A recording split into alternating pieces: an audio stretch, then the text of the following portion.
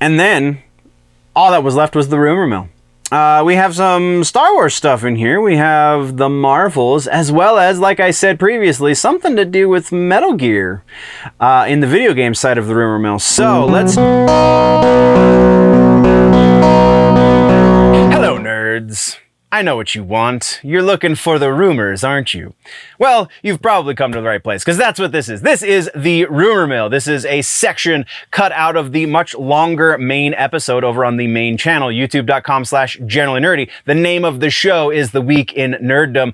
We talk about all of the news related to nerdiness and pop culture and such. And then at the end of every episode, we talk about the rumors. And so you just found a cheat code and you went straight to the rumors section, which is, you know, all right, so let's just cut to the rumors now, shall we? Jump right out the gate. We have no confirmations or refutations to speak of. We also have no new sources for old rumors. We only have new rumors, so let's talk about them.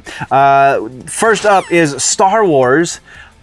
Rumor is, and this is kind of a double, but we're gonna just give it a single percentage, and the rumor is that The Acolyte has been canceled, and the showrunner, director person that was supposed to be in charge of it, Leslye Headland, who met with a lot of static when she was announced as the showrunner for this, has been fired, according to the rumor mill. So, I mean, we really haven't heard a whole lot about The Acolyte. We've heard some. We heard some very vague things about the plot, and then that was a few months ago, a few months being more than 6, and it's kind of dead in the water as far as like the news cycle goes.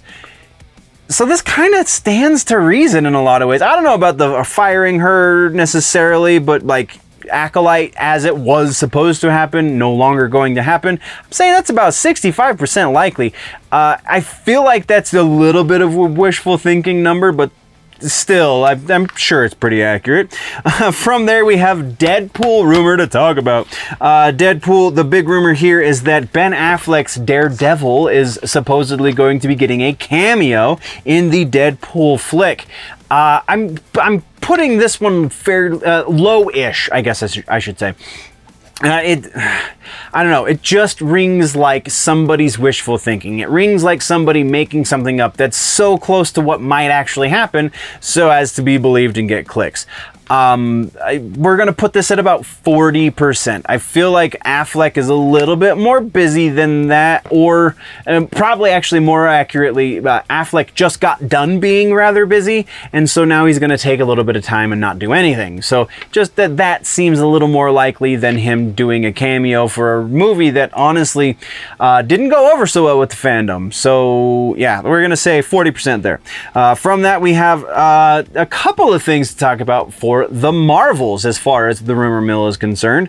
Apparently the plot, the movie has leaked. They did do test screenings a couple of weeks ago, so some of this comes from that. So that's why most of these percentages are fairly high. Though a lot of, there is other things rather that have supposedly changed since the test screenings, and that's also part of this.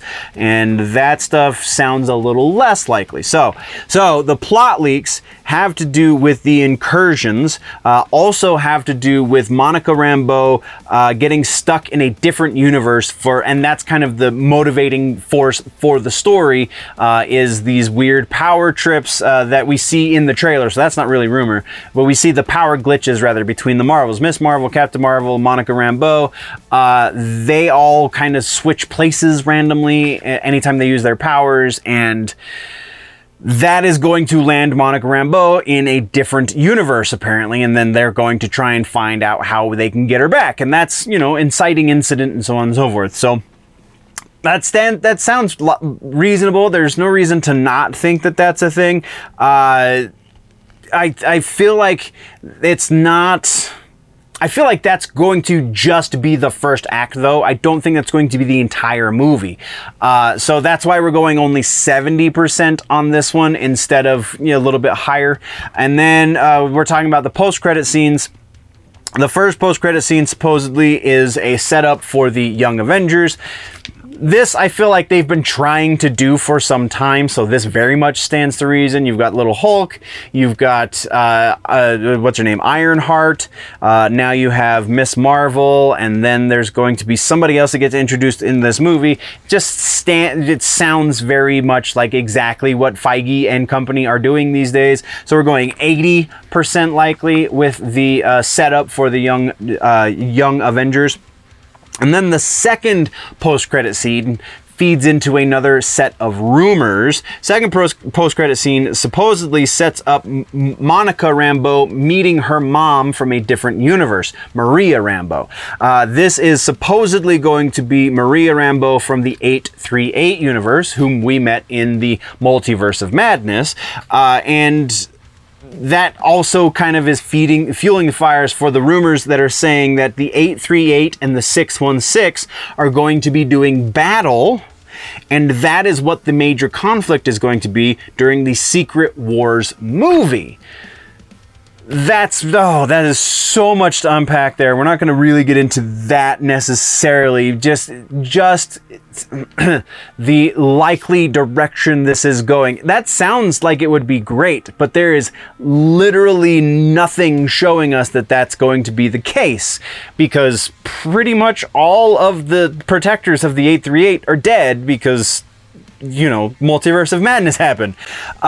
So I can't see that big of a jump because it's that specific. That's also a reason why this is this way too specific for being this far away from that movie. We're gonna say 50% likely on that one.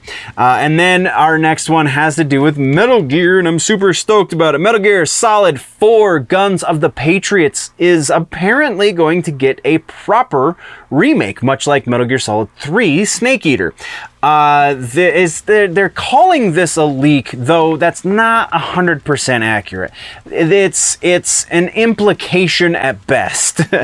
Basically what it is somebody got into the source code on the Konami website and on the timeline for the Metal Gear stuff, because Metal Gear Master Collection Volume 1 is now a thing that people are anticipating. So they have stuff up on the website talking about it. So one of those things is a timeline. They have buttons for each game, so it goes into a little bit more definition of what that game was and where it falls in the story and so on and so forth.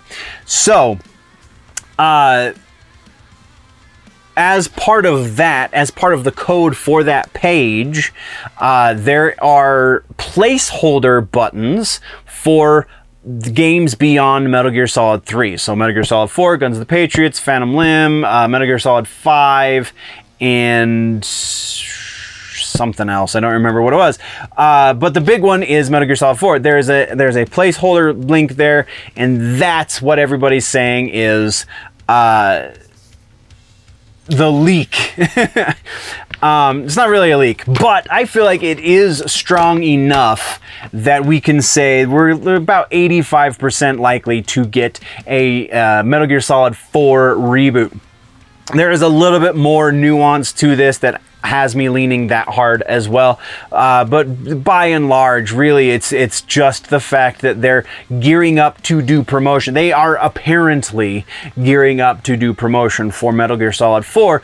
Very likely, it will be in conjunction with the Master Collection Volume 2, which very likely will contain those games as well.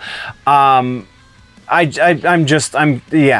sounds like a smart idea, so I'm kind of hopeful. That's a hopeful 85. That's what we got, though, nerds. Once again, these were the rumors from the most recent episode of The Week in Nerddom, found over on the main channel, youtube.com/generallynerdy. The name of the show, once again, The Week in Nerddom.